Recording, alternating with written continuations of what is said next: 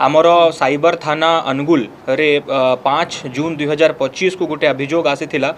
गोटे लेडीज अभियोग करथिले कि से जो लोकल ब्यूटिशियन हिसाब रे काम करूचंती तांकर पाखरे किछि लोक ऑनलाइन माध्यम रे तांकर लोकल शैम्पू एवं अन्यान्य फेस ये ब्यूटी प्रोडक्ट्स को डिस्ट्रीब्यूटरशिप देवा पाई तांको गोटे व्यापार business.com रु गोटे लिंक पठे कि ऑनलाइन फ्रॉडस्टर माने तांको अप्रोच करथिले।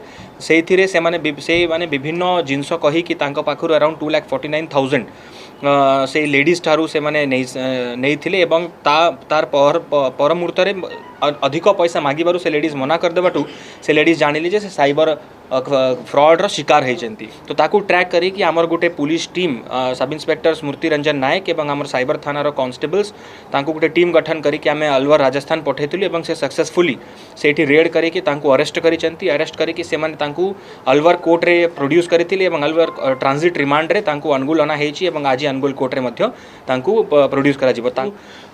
कौनसी भी लोक जदि आपन को हाई रिटर्न्स देबा को प्रॉमिस करूची अनयूजुअली हाई रिटर्न्स देबा को 50% 60% देबा को जदि प्रॉमिस करूची ताकू टिके सस्पिशियसली देखंतु एवं प्रॉपर्ली वेरीफाई करंतु बिकॉज कौनसी लोक आपन को एते हाई रिटर्न्स देई पारिबो नाही।